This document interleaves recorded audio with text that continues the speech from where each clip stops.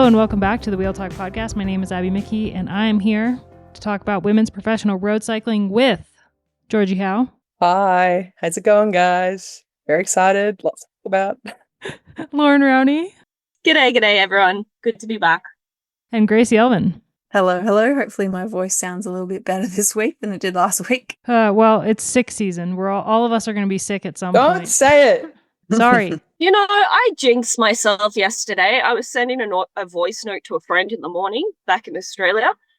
And I was like, yeah, we're finally sickness-free after like what feels like months. And everything's going well. The sun is coming out and I'm feeling good about life. And then around 3 o'clock in the afternoon, I get a call from the daycare. Yeah, so Louis had a light fever, but now it's jumped up to 39. And, well, he's going to have to come home. And I was like, him coming home is fine. But that just means that he's probably not going to sleep tonight. And we're back in it again. You just never have, you can never like even say it in your head. No. There's like varying definitions of sick, though. Like you've got sick, which is like Oxford Dictionary is like illness. But then you've got sick, which is great. So like I am going to lean towards the latter in this discussion. Georgie's sick. Yeah, exactly. So sick. You mean like sick, bro? Like sick. Yeah. I use it a lot. I feel like kids these days don't say sick anymore. Yeah, well, they're losing out. What is it? Generation Alpha is now after Gen Z. It's like millennial, Gen Z, Generation Alpha. That's terrifying. Are you Gen Z, Georgie? A millennial, Or are you... please. Goodness gracious. I don't know if you fall into our category. I feel like you're just out of it. 3rd of March, 94, baby. I did get ID'd 3 times last week, and the drinking age in Australia is 18. So... None of us can say the same. No, don't get ID'd anymore. No. They're like, we can see that you're moms by the spit up on your shirt and the food all over you and your messy hair. The bags under your eyes. We can tell that you like tried to put a bit of makeup on, but you didn't finish the job. I had to change my shirt 5 times yesterday. 5. It's like, Abby, just embrace ridiculous. it. Like I just walk around with the same gross sweater on. Because you know why? Because otherwise I have to wash 5 of my own t-shirts alongside the 6 outfits of the boys. So that's oh man, the struggle is real. You guys are, again, advertising parenthood. It's great. I love it. Well, we're here, contrary to this discussion, we're here to talk about women's professional road cycling, and we have quite a podcast today. A little bit of news, some pretty bad news on the women's racing side with the cancellation of Turingen, and a lot of really interesting takeaways from Trofeo Alfredo Binda. Plus, we've got the first in 20 years, the first televised, as I like to say. Everyone says, oh, the first women's Tour de France, but it's actually the first televised women's Tour de France, and I'll be taking the same from Milan-San Remo. So it's the first televised women's Milan-San Remo women coming up on the weekend. That's going to be really exciting. We're going to talk about that. Let's dive into it. We'll get the news out of the way first. Chris Marshall-Bell wrote a really interesting article on escapecollective.com about the new UCI's mandatory participation rule on the women's side. This is something that's been on the men's side for a while. They're allowed to skip, I think, 2 races. They haven't implemented it on the women's side because of the additional cost, but they are considering or are going to put it into place for the 2026 season, which is an interesting one. I think there's a lot of teams that skip a lot of World Tour races, and we've talked in the past about how women's World Tour teams should do World Tour races. And when you've got a race like, for example, last year, Drenthe and Visma Lease Bike sits it out, that's a big blow to the race. So on the one hand, it's kind of a good thing in that it's a natural progression of the women's side of the sport that we're going to see, if you're a World Tour team, you do the World Tour races. But on the other hand, there are teams that will not be able to front the bill and the additional cost of attending all the World Tour races. So this is an interesting one. Yeah, I spoke with the women's race director of TDU who is also my friend. So we weren't just talking about TDU, but I was wondering what 2026 look like and what plans they have for the race, because the intention is to grow TDU. It has been since the start of that race. And, you know, the goal is long term to have 4 to 5 stages. Money is an issue in getting that to go ahead. But one thing that could benefit a race like TDU is this new rule that applies to the men's World Tour teams. Carly seemed to think that the women's World Tour teams could miss one race, which would mean that, you know, Cadell's is also World Tour, that all those teams would have to go to down under anyway. So if it is 2 races, then I think we'll see some of those teams like SD Works Pro Time, who've, I don't think, ever been down under, will continue to probably miss that block. However, if it becomes mandatory and you can only skip one race, then we're going to see all the World Tour teams having to go down under, which is a very good thing for that race. It's good for, I guess, well, in some respects, it's good for the race itself. But then now I'm questioning, if all the World Tour teams go, how does that impact the smaller teams, particularly the Australian ones? Yeah, it's one race, so they have to attend all World Tour races except one, and they can't opt out of any of the Grand Tours. Okay, so that means that if this goes ahead in 2026, we're going to see all World Tour teams going down under. It's an interesting conundrum. I think we see this with like women's sport globally is accelerating at the rate of knots, and the funds aren't necessarily catching up with the development. And I think cycling is a sport with that, where that is happening. However, like, this will force the professionalization of the women's peloton and force the teams to find more funding. So I did read that article on Escape about this topic, and like, for instance, like Delcourt from FDJ was quoted in opposition to this rule. And there were also talks about how the broadcast doesn't give the ROI to them fielding every single World Tour race. I think it will force the professionalization of the sport more generally. It will be tough, but I see this as a good thing, because it will just force teams to pay the minimum salary, treat their riders as professionals, get the broadcast time up from the ASO and things like that. So I think, and also get the riders out to tours like Australia and then China as well. Yeah. It's hard. I don't know if there's a perfect solution to this. And just to play devil's advocate, and I haven't read the article, so I need to go read it. I'm not sure if all World Tour teams, they're not equal, which is an easy statement to make, which therefore means that if you put barriers up to some teams, they're not as big a barriers as they are to other teams. So you don't want to make cycling an arms race in some ways, especially in the way that we're gaining momentum in women's cycling. So if there are some teams that are not quite ready for this, but they're doing a good job already, and they're paving their own way to bigger and better things with each year that they're building their program, building their funding and sponsorships, and bringing those partners along for the journey. If they have this thing that really puts them into the red, or they don't quite have enough staff or vehicles, or their rider roster just gets completely flattened out by it. We saw it last year and the year before. There was even some of the bigger teams that we would put in like the top 5 or top 10 of budgets not having enough riders going to some of the classics. So you have to wonder if that's going to do more harm than good. If we're not quite there yet, I think in the future it is a good role to have, definitely. But I'm just like, maybe the balance is just another year or two. Maybe if it was brought in next year, you're going to kill a couple of teams. But if you waited another year or two, you can bring all of the current World Tour teams on that journey, and it would be okay. And you could then look at it, as Georgie's saying, is it forces them again to step up. It's a bit of a wicked problem, this. Like, so is it certain that it's coming in next year? Not certain. Yeah. So then, like, Gracie's compromise is palatable then? I think it speaks to the bigger picture still that we've talked about many times, is the calendar, the issue of the calendar, that there's probably too many races that are currently World Tour categorized. And so maybe that's also a side of this problem that needs to be looked at. Definitely. Like, Mhm. I mean, you think about the Agreed. ratio of World Tour races to roster size, and it's not sustainable at all. Like, what is it? Sarah Tizet has like 13 riders to field for the whole season. Like that's not feasible. So yeah, addressing roster size is definitely an issue, but like, yeah, alleviating the strain of the calendar would be a big one and an easy get.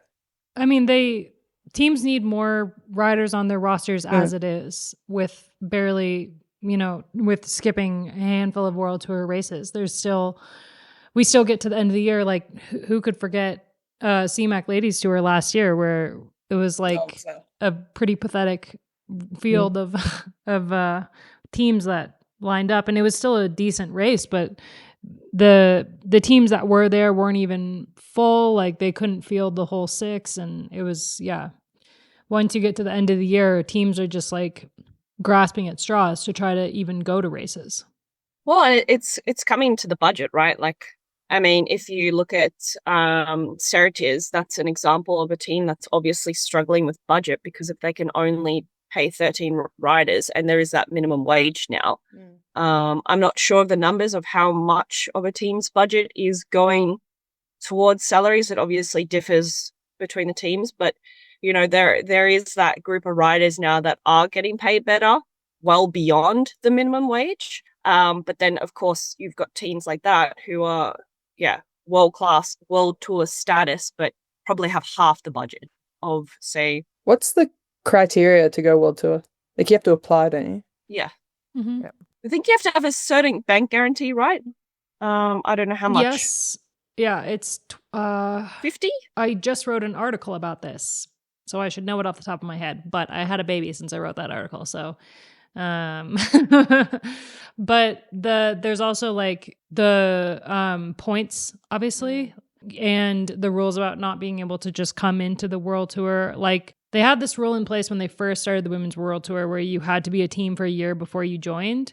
And then they changed that one year where they just let a bunch of teams kind of join the World Tour so they could get up to the 15 team mark, as long as they had the budget to pay the minimum salaries. And there's also rules about staff and stuff involved. You have to have like a certain number of staff that are fully employed and stuff like that. And then now we're back in the points.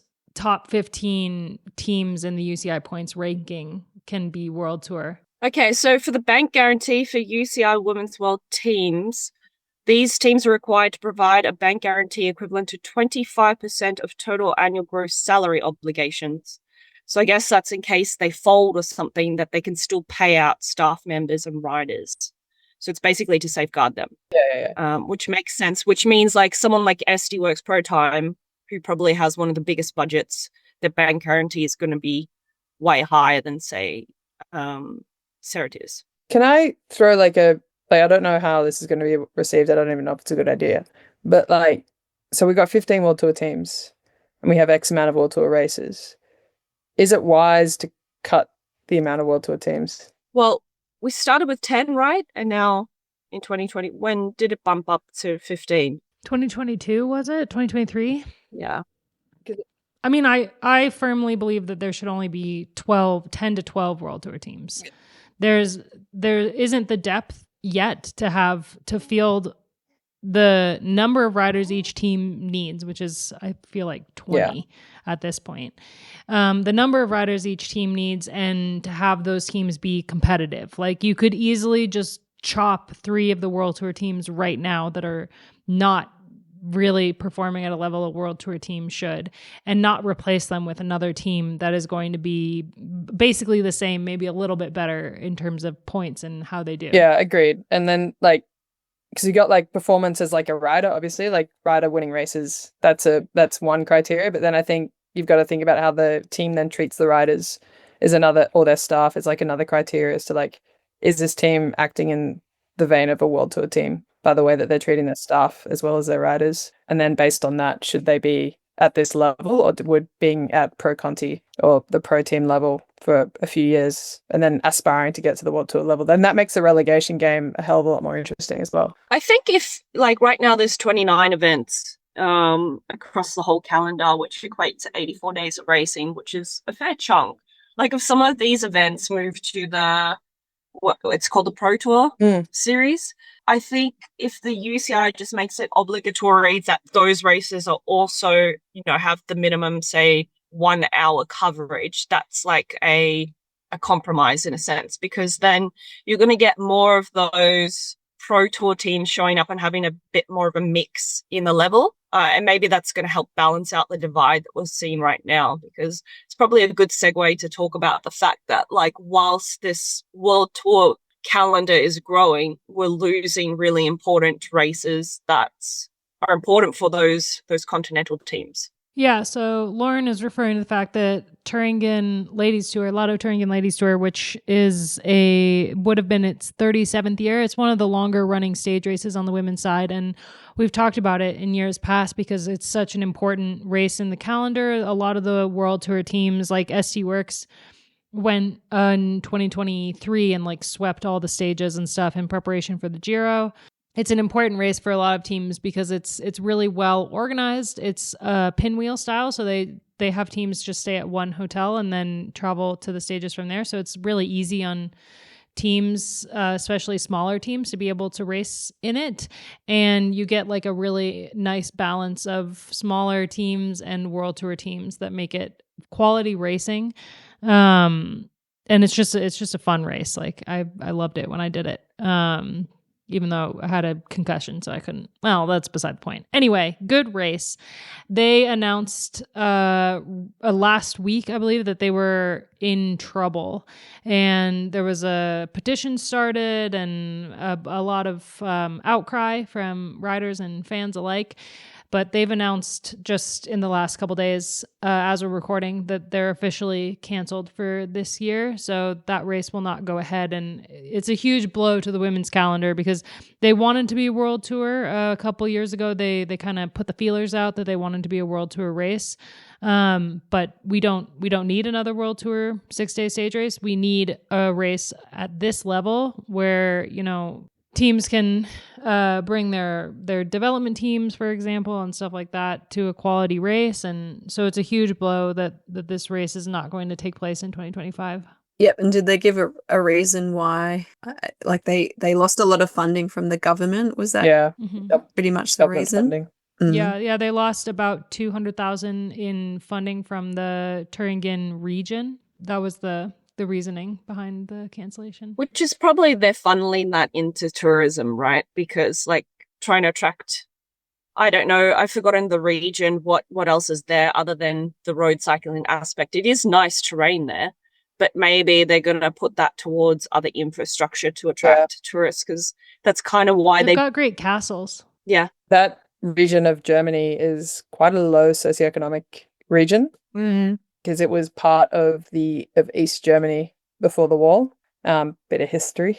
And yeah, like I can imagine that they would have been scraping together the funds. It is a shame because it has been going for 37 years. And like, as an aside, like I struggle to separate geopolitics and things like this when government funding gets cut for things like this. So just what's going on in Europe in general and the world at large.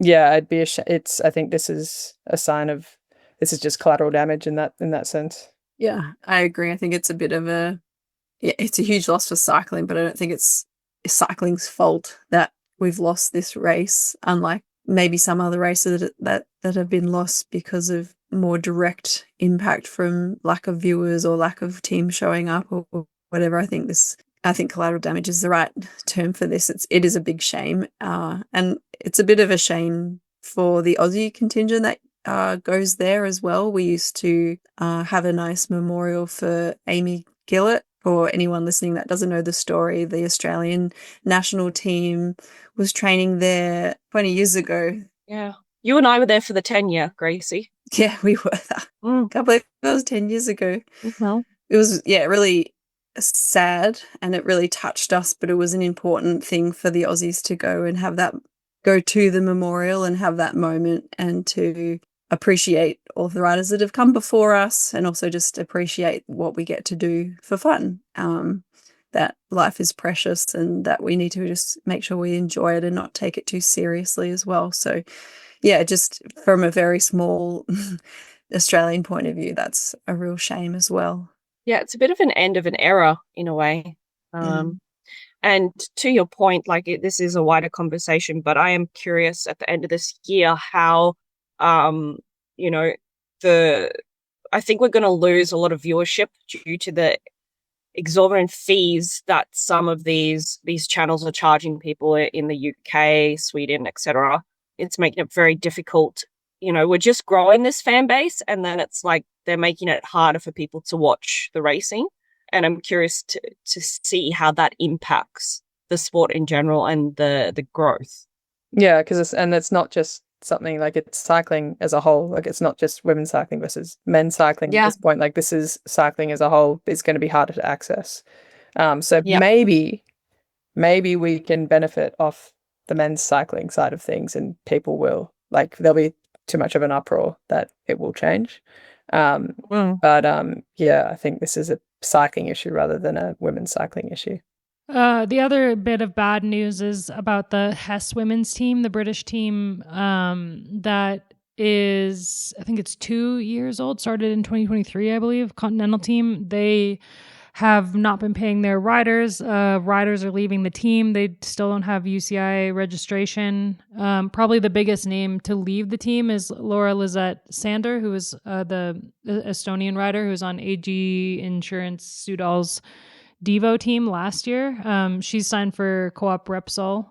So yeah, just another bit of not good news on the women's side. And we talked last year about Continental teams folding because of the increased cost of participating in the women's side of the sport as the sport grows. And British teams, American teams, Aussie teams are the teams kind of taking the biggest hit from that, teams outside of the continental European bubble. And yeah, this is another one that's taken a hit. And just feel for the riders. Yeah, Maeve Plouffe was meant to be flying out for that. She's currently in Turkey at the Trofeo Nations Cup, but I was speaking to her over the Aussie summer, and she was really discombobulated. Like 1 week she was leaving, the next week she didn't know what she was doing, and it's no way to be when you're trying to do this as for your profession. Yeah. We missed talking about Extremadura last week, which was a lower level race going on, a 3-day 4-stage race won by Ellen Van Dijk. She won the opening time trial. May Ottested on UNO-X Mobility came in second. It was a really strong ride from her. And Katrine Allerud was third. Little Trek had definitely the strongest kind of team presence in the race. They had like 5 in the top 10 of the time trial. Greta Martinaro of UAE Team ADQ won the second stage. May Ottested won the third stage, or it was one of those races that has like 1A, 1B, and the time trial was 1A and 1B was the Greta won. And then Imogen Wolf won the final stage of Visma Bike. And yeah, Ellen managed to keep the overall by only 2 seconds after that stage win by May. So it was, in general, just bike racing that happened that we forgot to talk about. And I wish we could dive a little bit more into it, but we have Trofeo Alfredo Binda.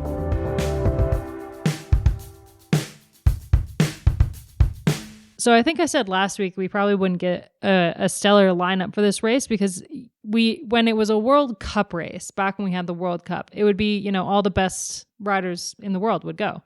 But in the last couple years, it's kind of fallen off the map a little bit because you've got Flanders Classics kind of stepping it up. Riders are opting to have a training block during Trofeo Alfredo Binda instead of going to Italy.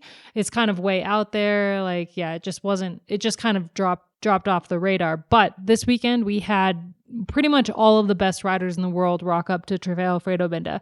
The only 2 notable names missing are probably Lotte Kopecky, who's starting her season at San Remo, and Kasia Niewiadoma, who was supposed to race, but due to the crash in Strada, she took the weekend off. But we had like Demi Vollering, Elise Lamborghini, Anna van der Breggen, you know, like all of the big names were there, and it made for some pretty incredible racing. Unfortunately, the live coverage left something to be desired. We only got the last like 32K. As we mentioned on the pod last time, the final chunk of this race is 6 circuits around a course with 2 climbs on it. One of them is like a short, punchy-ish climb that is going to tie into our San Remo discussion, I think. And the second climb is a little bit longer, but it often can come back together and be a bunch sprint. So it's one of those really interesting races that it's like can be won solo, can be won from a reduced group, can be won by a bunch sprint. It's been won by, well, 5 Little Trek victories in the last 5 years, with like a solo win by Elisa Longa-Borghini, a really amazing attack by Shirin Van Anrooy, and 3 reduced bunch sprints by Elisa Balsamo. This year, you had all the best climbers in the peloton attacking each other, neutralizing each other for the last 30 kilometers, and then it coming back together in the last 800 meters for Elisa Balsamo to take her 3rd win. It was an emotional one for her. She's, I mean, just such an incredible rider who's had years of terrible, terrible luck and really high highs. And she had that horrific crash in the Vuelta last year and had to come back from that. Wasn't at her best for the Tour and was disappointed there. But is coming into this season the Elisa Balsamo that we know and love, and took an incredible win on Sunday. Blanca Voss took 2nd with some quality SD Works tactics, and Kat Ferguson in her first ever World Tour race took 3rd, which we'll definitely be talking about that. So a lot to talk about. We have to talk about the tactics of the climbers. We have to talk about strength of teams. We have to talk about Balsamo. We have to talk about Milan-San Remo, what this all means for Milan-San Remo. I don't even really know where to start. So somebody kick me off. Well, in my mind, I like. We also need to talk about Demi. Yes. The biggest name on the start list, arguably going to be the biggest name on any start list. So that's an easy statement to say. But I thought that tactically didn't do a great job in the last lap and a half. I think she probably could have got a podium or a win if she'd ridden it a bit differently. But that's being said, I like this race more and more. I actually didn't like this race, and probably personally because I never had a good day there. Now I'm further away from that. I can enjoy it a bit more. But one reason I like it a bit more now is because it's hard to win, because it's actually not a super hard course compared to what it was for the level of the peloton 5-10 years ago. The level of the peloton is so high now that it's not a super hilly race anymore, whereas it did used to be. So I feel like the tactics have evolved in the way that this race is run over the last few years, and you have to be clever on this course if you're more known for your climbing, because you can't just use brute force because the climbs just are not hard enough. So I think that showed us that Demi still has a bit of a weakness there strategically and tactically that other people capitalized off. Elisa had 2 like really good attacks in the final circuit, and both times Vollering wasn't there. She, instead of following Elisa's move, she had to bridge to Elisa's move both times. I think that was a positioning issue. But also, like, FDJ Suez wasn't as strong in this race as they were in Strada. Juliet, wasn't there, so that made a huge difference. But with Evita, they only really had the 2 of them in the bunch, and Evita threw an attack and rode the front for a little bit. But there were multiple times where Demi was looking around trying to find a teammate, and there was nobody there. That was part of the reason she would have been poorly positioned. Like, we know that she's not as good in the bunch as someone like Elisa. Like, she's been doing it for a fraction of the time as Elisa. But that was pretty notable to me that those 2 attacks by Elisa, you had people following, like, one time Voss was following it. Very exciting for my fantasy team. You had Puck following, but Demi was on the back foot for both of those attacks. I think she thought she was just going to ride away again. But back to Gracie's point, this race, isn't as hard as it was 10 years ago. So, I mean, for a sprinter like Balsamo to win the race, I mean, of course, Corinne Rivera, she won it in 2017, I think it was, or 2017, which was kind of like, whoa, a sprinter won this race. But it's definitely If it was changed. 2016, I would have been her teammate that year at the race. That would have been cool. Well, I think that was like a bit of a aha moment, like, oh, wow, because I remember never wanting to go to this race because it was dubbed the climbers race. So yeah, I think for Demi, in her body language, I thought she probably thought she would ride away from everyone and maybe take one person with her or something like that. And then it's kind of like that last lap and a half, I don't know, that she was frustrated or something, which doesn't bode well for the coming races if that support isn't there. But I'm guessing that she's going to have that same strong team that we've seen in the races leading up to this one. But that was a takeaway point for Demi for me. Does it then like come to like the point that like Demi requires like that long climb? So like she requires that really hard race in order to come to the fore. So like I mean, my old coach used to say like what's hide a multitude of sins, and with Demi, like that's true. So like, you know, you get a hard race, you get a long mountain stage, and she's gonna come to the fore, no worries. But like in a race like this where you're up and down, actually the best attacks I saw were on descents. Like I think like in a race like this, like you have to be multifaceted, and I think we saw Demi's Achilles heel, whereas someone like Anna, she can do it all. So that's going to be a real worry for. I mean, I need to look at the courses a bit more closely at the Giro Tour and Vuelta, but I'm sure there are like more rouleur stages there, which Demi won't be able to just ride away on a 20-minute climb. Yeah, the Tour especially. When you're fielding a team for this race, you've got to have those different options, right? And it's like you couldn't put all the eggs in the Demi basket, which they did, and I guess they've learned from that, and it didn't pay off in this occasion. And you just have to look at the history of the race in the last 6 years that, Trek has always fielded a team that can kind of do it all and cover the bases. And I would say SD Works Pro Time as well. Anna had a crack and it was a brilliant move and it was really dangerous and very exciting. But they had Blanca there. And then with Balsamo, you barely saw her. Same with Kat Ferguson. If the commentators weren't mentioning that she was hanging at the back of the bunch, I wouldn't have realized that she was there. And she did a brilliant job. She just hid all day. That was her job. She got around the course and she came third. You think that then that was the hubris we saw, like we talked about last week, like Demi making the investment. Like they had Marie Linette there, for instance, from FDJ. Like she's a fast finisher. She's a trackie. Like, could that have been an option for the team? Yeah, I mean, this is what's going to bite them in the butt, I think.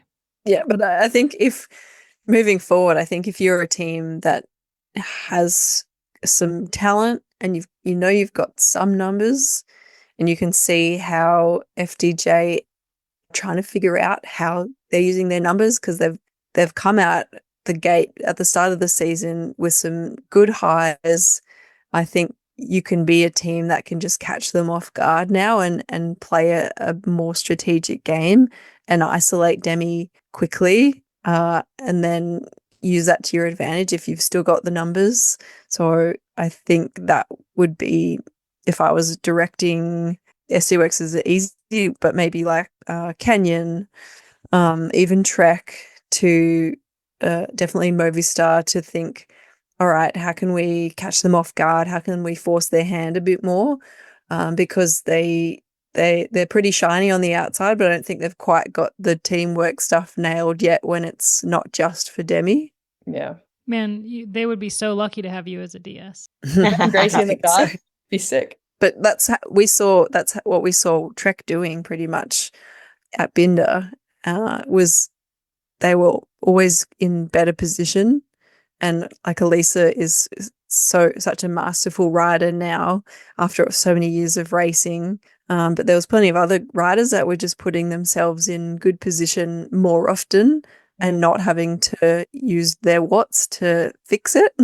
Yeah. UAE, I think, had the team ride, like the best team. Yeah, 100%. Yeah, like they had the strongest team in the bunch for sure. I mean, like Elisa was incredible. The race could have Dominica was amazing. I mean, she was we saw her win Cadell's last year, or come second at Cadell's last year. Sorry, I believe it was, and have a really good ride at TDU. And so she's a rider that was on the radar last year, but she really stepped it up at Binda to be in multiple moves with Eliza and like the top climbers in the world. And she bridged to that one of those moves by herself, which was really, really incredible. But they had the team ride. I mean, when Anna was off the front and had like a 16-second gap, they were the ones that really rode it back. And Brody, always the top teammate, you know, on the front. They had Caroline Swinkles doing an amazing job for the team. They had the strongest team in the race by far. And Eliza was, when she attacked on that small climb on the circuit, the first climb on the circuit, and just kind of rode over the top of Van de Breggen, like the race could have so easily been won by a climber. If there had been maybe one less climber in the race, then it could have been one of those small groups that went. Because it was every single time that it was a selection over one of those climbs, it was the strongest riders that we talk about all the time. It was, you know, Demi, it was Eliza, it was Puck, who's really, really coming into this season strong. You know, it was those riders were making those moves. We had Voss up there, which was incredible to see. It was her season debut, and I think she's probably got an eye on San Remo with the way that she was climbing. And yeah, and the first time we were ever seeing Pauline and Voss race together, or the first time, you know, this century seeing them race together. The fact that it did come down to a reduced bunch sprint, I think had a lot to do with the fact that the climbers were neutralizing each other. Every time they were in a group together, they wouldn't work. And that was when Demi was getting really frustrated. And then every time one of them was missing, it was the SD Works or UAE would bring it back together. I didn't quite understand. I think I told you this, Abby, like when you had that move off the front and you had two Jaco, two Jumbo, and then you had everyone except Anna, really. They didn't work that. I questioned. So I don't know what you guys think. Like when you've got Voss, Pauline, you had Marvi and Monica. And then you had Puck, Demi, Elisa was there as well, but you didn't have Anna. Do you work that break? I mean, Jaco. They should have fucking worked that break.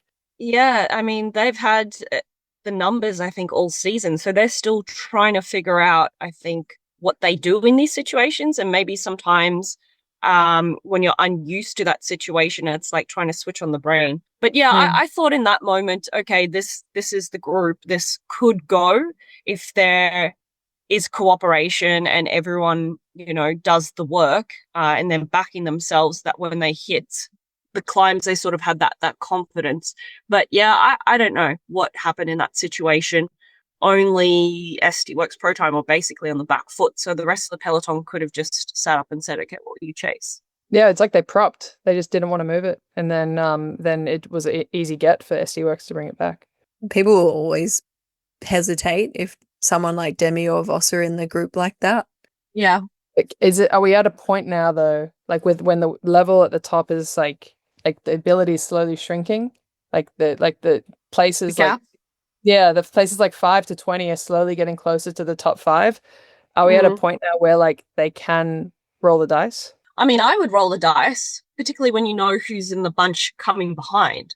So if you think about Liverlula Jaco, well, they're better off in that situation in terms of a number game, because I don't know who from their team was in the group coming, but like for Mavi and Monica, that was probably their best shot at a high result. And if we look at the results, I think they had Paternoster behind. Oh, they had Paternoster. Yeah, so if like they may have been all in for that, but then I just wonder if you amend the plan, like you've got more of percentage wise, you got more chance winning from that group. I think they were a bit frustrated maybe at Strata that they didn't have two in the group. They had Mavi and they should have had another person. So I think they're getting closer to rectifying how they finish the job. So they had two this time, which is good, but now they need to figure out how to pivot in those moments and to race, because they still have better odds in a smaller group. Do they counterattack and 1-2, or do they keep that momentum, like really force that group to work and just hope that one of them's fast enough to get a podium, because that's still a good result. You don't have to race to win sometimes. Sometimes racing for a good place is still important as well. And I think that's also a lesson that you have to learn sometimes. That's a lesson I've learned. It's like actually racing for the win, sometimes you lose everything then. When it's better to go for second or third as well. So yeah, I think for that team, they're still figuring out that final couple of plays. But in general, if there was any, like a similar group or a similar situation, I think people, like, kind of going to your point, Georgie, still have to race to win, or at least race to place, and not be so afraid of the big girls, because like otherwise what's the point? Exactly. I mean, getting on the podium is the first step. Yeah. You can't like go from nothing to winning the race. And I think Jayco, in the last couple years, we've seen them really struggle to even place. And so if they're this close to getting a podium, then they're a lot better off than they were, 3 years ago, when they kind of started the rebuilding period after losing a lot of their long-standing riders and kind of going more international as a team.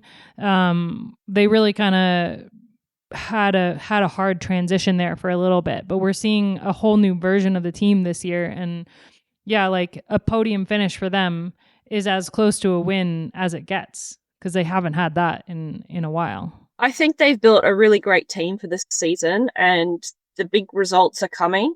I think having Jean Bates come back as well was a fantastic thing for that team, and you can see it. So I'm looking forward to it. And I think Paternoster is, we saw a bit of when she started off with Trek, it was like she came out guns a-blazing, won a stage of the Tour Down Under, and it was like, wow, this is the next big sprinter. And then it, for whatever reason, maybe with track ambitions, I know she had some issues with injury and illness. It wasn't really clicking with Trek, but since she's moved to Liverpool Jayco, I think we're seeing the best of her, and there's more to come. And she's a rider who can also climb quite well, and has a great turn of speed. So I wouldn't be surprised if we see some solid podiums from her coming up, and maybe a win on the cards. Yeah, Letty's definitely, like, she's really quick, and to put it simply, she feels very much at home at Jayco. Very much, like, more so than any other place that she's been, like, very comfortable. Like, she kind of can call her own shots a bit more, which is good. Like, she's got the freedom to do that.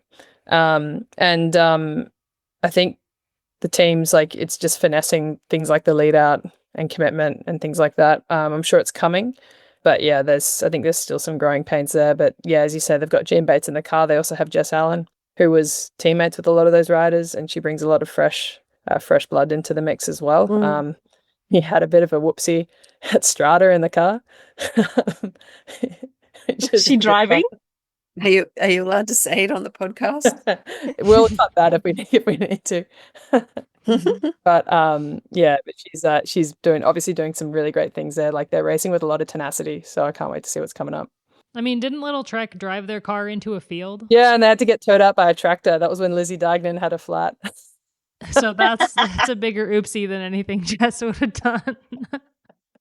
That would be me. Don't ever put me in the driver's seat. I used to be great. Now these days, I don't drive enough. Synisca, the U.S. team, Synisca got into Flanders and Amstel Gold, and my old teammate is the DS, and I was like, "Oh, are you excited?" And she was like, "Yes, but driving in Flanders." Well, can she get someone to drive for her? Oh, I think, they'll have 2 DSs in the car for sure. Excellent. I think you have to in those races. Yeah. That and Roubaix would just be hectic.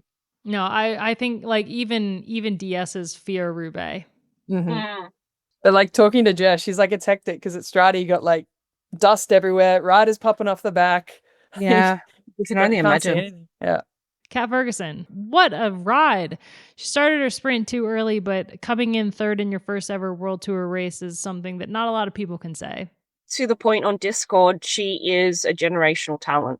And I mean, last year when she just signed with Movistar, she'd already won a race. I don't know which one it was, but I remember seeing it and being like, whoa, that's That's pretty impressive. But to be 18 years old, she is phenomenal. And the way that she won Junior Worlds, she did the double, the road race and the time trial, like Zoe Backstead in 2022. You knew she was going to be a big talent. So it's just a case of managing such a talent like that and, you know, keeping her grounded. And yes, she just got a podium in a World Tour race, quite a hard race, but there's still more to come. So you just don't want to get too excited. It was a big week for the young guns though, because Karis Lloyd won the bunch kick in stage 1B of Extremadura.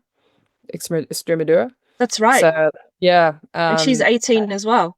Yeah, and then Imogen Wolf won the last stage, and she's 18 as well.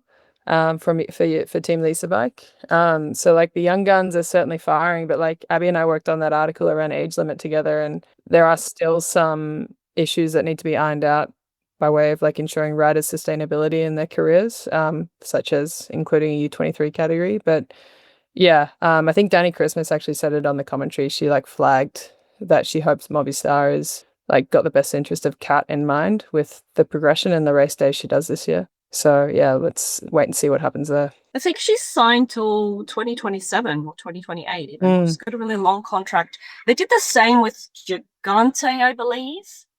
Right? Yeah, they did. She had a big contract. I don't know if she ended up breaking that in the end to go to AG Insurance, but yeah, she did. It was a mutual parting of the ways. You'd like to think that when a team invests 5 years into a rider that they've got a plan, and you know their trajectory sort of plotted out that okay, she's doing this World Tour race, but all right, now let's look at some smaller races on the calendar maybe, because we've got a huge block in Flanders coming up and just in Belgium in general that I think she can do really well in. But because she's done so well straight off the bat, maybe, yeah, there's that tendency to be like, well, maybe we can put her into another leadership position. Yeah, that's the thing, right? Is reining in the team. It's jerking in the choke chain. She does have a good agent. He's pretty strict with making sure she develops slowly, but like how much power does a rider of her age and then B, her agent have over a team's ambition to do their core business, which is winning bike races? So it's a tough one. But she is definitely someone to watch. She was already last year, and yeah. We didn't talk about it, but at Binda, there's always under-19s race, and at the start of the coverage, you saw the finish. And there are some big talents coming up through under-19s as well. This is like one of the biggest bummers about so many British teams going away is that it seems like there's a pretty incredible crop of British riders coming in. Mm-hmm. They're getting snapped and up, though. The Canadian got second. The Canadian that got second did really well. Yeah. In the baby Binda. Baby Binda. Nice alliteration. I like that. But also a fun fact that came from our Discord, which I've included in this week's newsletter, that that same week that Kat Ferguson was born, Marina Voss won her first pro race. It's a great stat.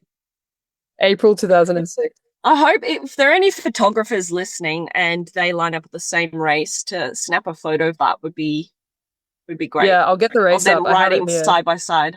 It was Gracia Orlova. Oh wow. The stage 5. Nice. Voss this weekend started her third decade racing in the professional women's peloton, and she's still hasn't slipped at all. Look at her following those moves by Elisa Lange on the climb. How she's going to win Milan San Remo and add points to my fantasy team.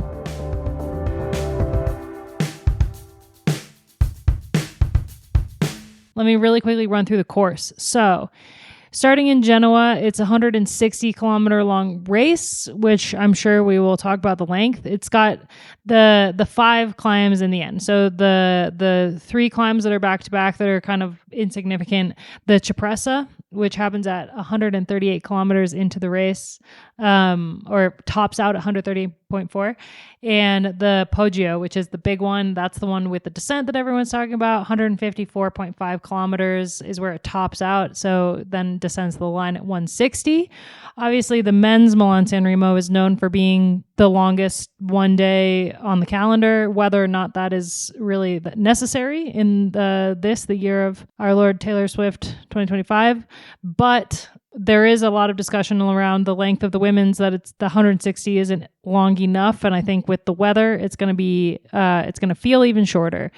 So that's one of the talking points. The other is, how can this race be won from the men's side, the finale of the men's side? And obviously we've had a women's Milan-San Remo in the past that's been won by, Trixie Warwick was the last winner 20 years ago in 2005. And she's a bit of a sprinter, but the kind of way that this could be won, and the takeaways that I am taking away from Binda, is that first climb on the circuit. Who tackled that first climb on the circuit? Who was pushing the pace on the descent?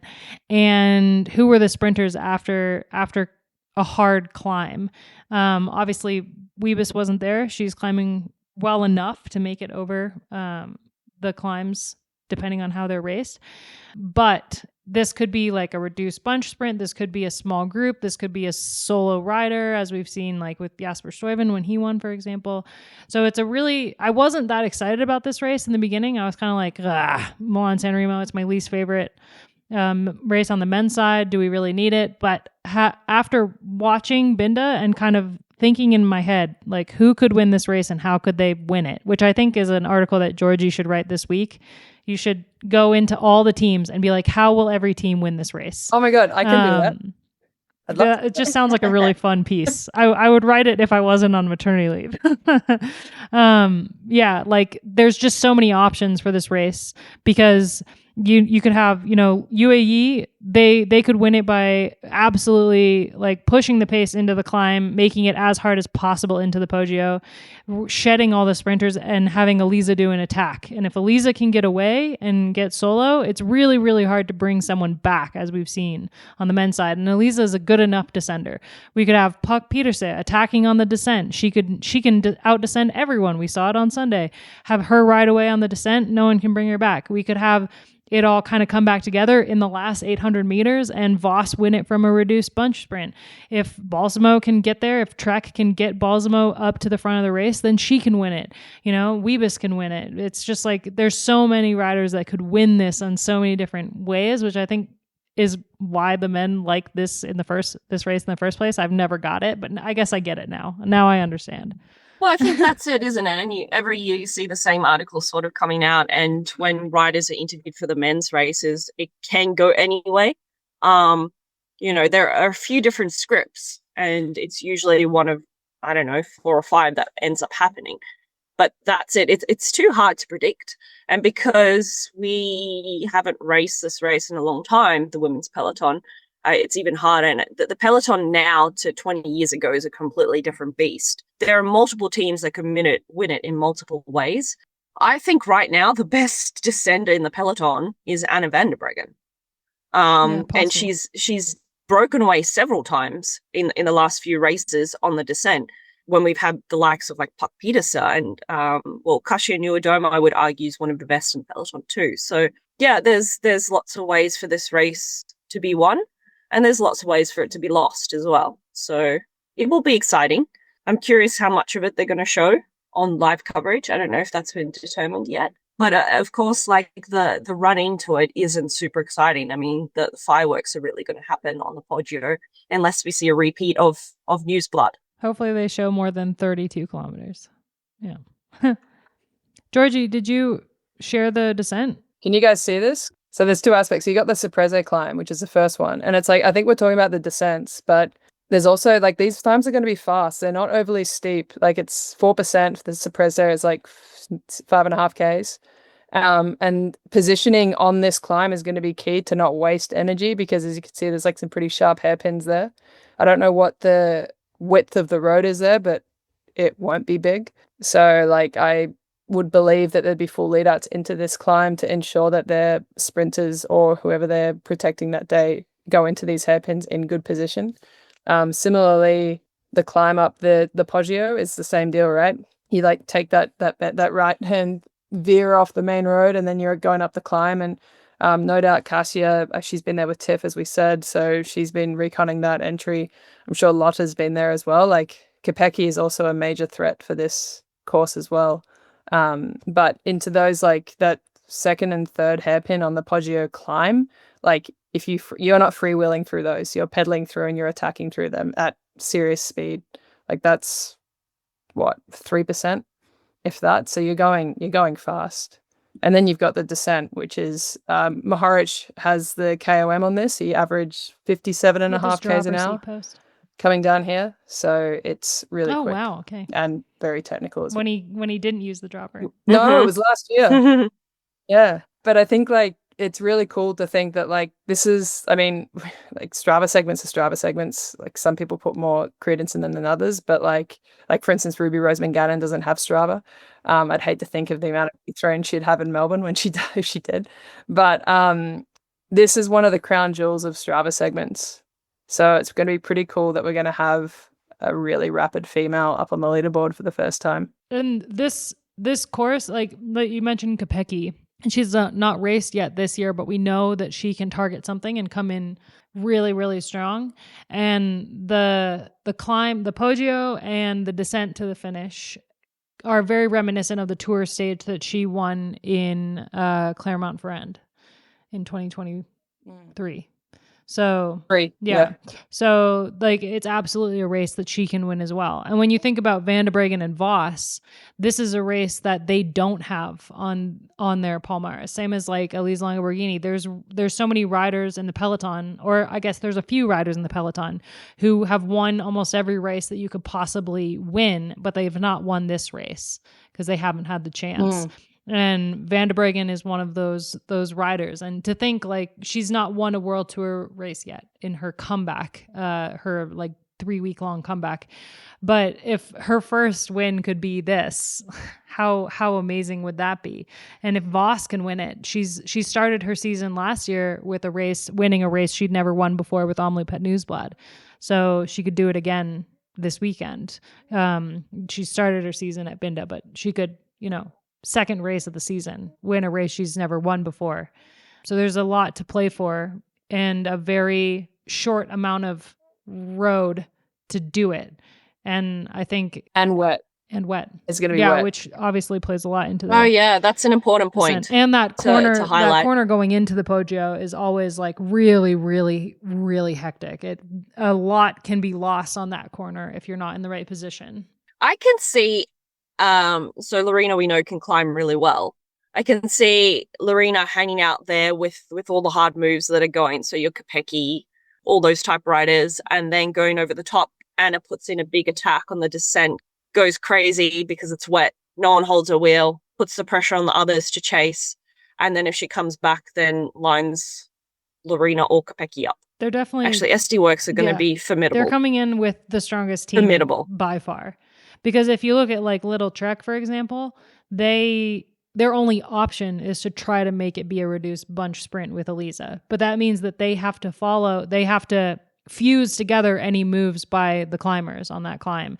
And they have some strong riders that can do that. Like Spratty and Neve Fisher-Black did a really great job of keeping Elisa in the right position and like making sure she had to do as little work as possible at Binda. They're going to need more firepower than that if they want this race to stay together before the line. I think if you have numbers being 2, if you have 2 riders in that final group at the bottom of that final descent, that is a key to being able to win this race with one of those riders. Because the few kilometers from the bottom of the descent to the finish line is also a really good opportunity for a flyer. And that's when you have the top riders looking at each other. And if someone can capitalize on that moment and has the strength, I'm thinking someone like Roysa that has a teammate there that they can work off each other. That's where you can also steal this race away from the favorites. Oh, Cedrine Kerbal, wet descent, race over.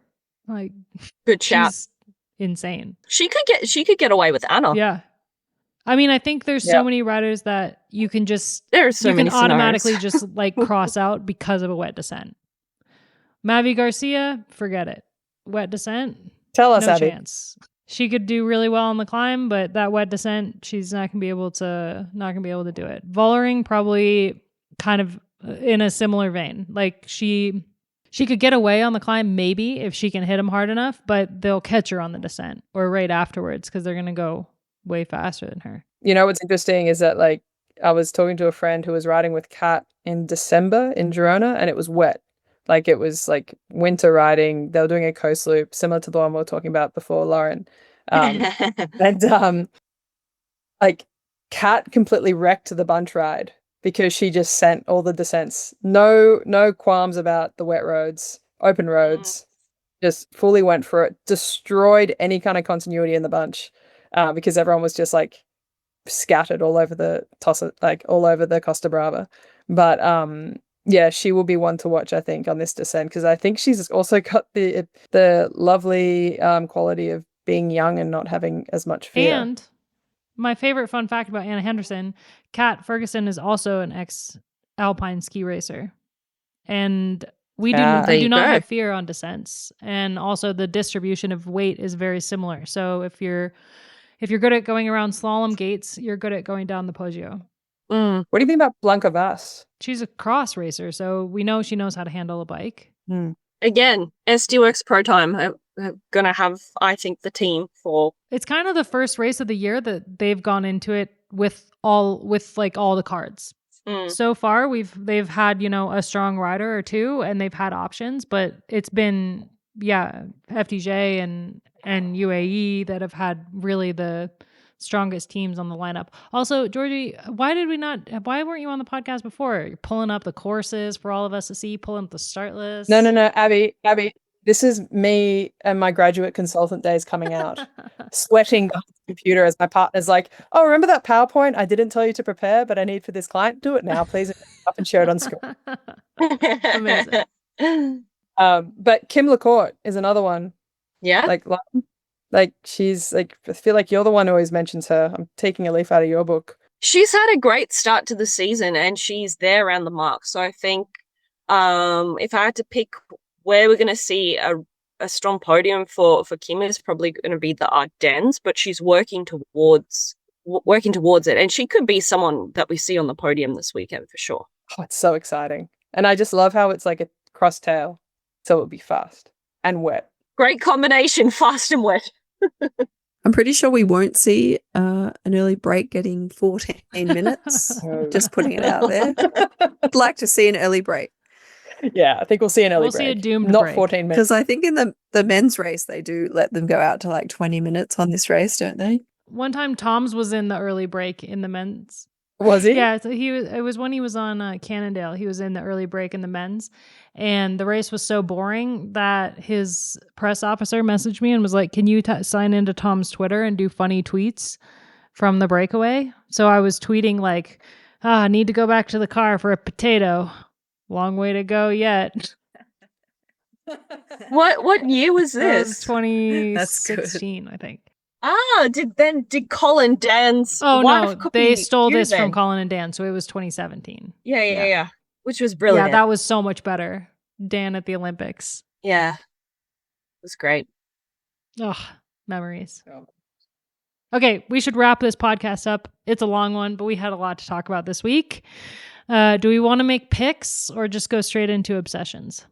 Oh, this is such a hard race to pick. Hold on. It could be fun One though, second. but I think Georgie already has her Excel spreadsheet up. With No, I every- don't. But I just want to remind everyone where I'm currently seated on the draft. Ooh. We haven't talked about the Ooh. draft yet. Georgie doesn't mean anything. Me and Georgie just duking it out for last. We're doing well, Yeah. Abs. Killing it. At least you're in the 2000s. I just want to change my 1, team 2, name. I hate 3. it now.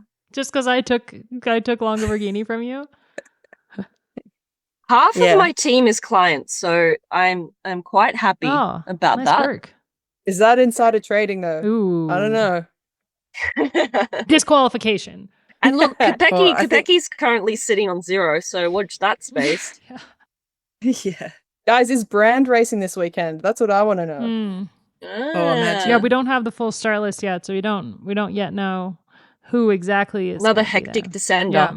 They'd be stupid not to field Look, her. I'm gonna just go out on a limb and say that I think Voss is gonna win this race. She looked so good on that short climb on the circuits at Binda that I think is gonna be like a deciding factor. She can get over that climb with a select group as long as it's not like, it's not long enough for the climbers to like really get away, I don't think. I think she can get over that and then she can win a sprint. She can out climb all the sprinters and she can out sprint all the climbers. I think it's Voss. Who is Santa Cruz Shimano? That's Tilda. Tilda Price. Why is she going with Santa Cruz Shimano? Because she felt like she wanted to be different and alternative. I guess that's the mountain biking influence. Interesting. I approve. Because they don't have a Yeah. road bike. And it would be cool if they did. Okay. It's never going to happen, I think. But yes, it would be cool. Also, we have to trade out. Orlena Sierra is on her roster here, but she traded her for Blanca Voss, so she is winning probably.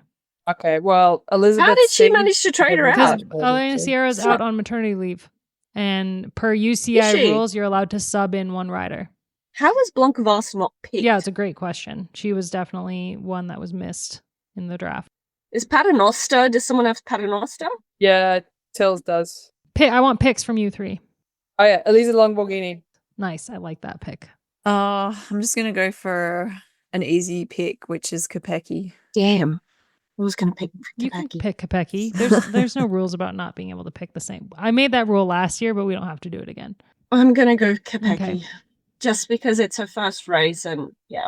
I would like to see Kopecky win for multiple reasons. Yeah.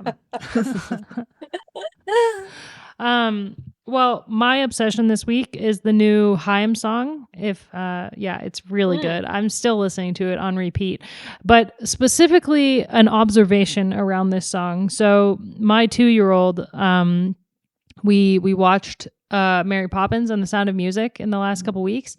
And first it was supercalifragilisticexpialidocious, and now it is Do Re Mi that we have to listen to on repeat. If her eyes are open, she wants to listen to it on repeat. And it drives me mad because I've obviously heard those songs my whole life. But when the new Haim song came out, after about a day, my mom was like, how many times have you listened to that? And I was like, probably about 50. I've basically been listening to it on repeat during the day. And my mom said, apple doesn't fall far from the tree. And I thought that was funny. I would love to see I know you're not on Spotify, but your Spotify Wrapped at the end of the year. Apple has that. It's called the Apple Replay. It's not quite as good. Yeah. But it's Taylor Swift. Obviously.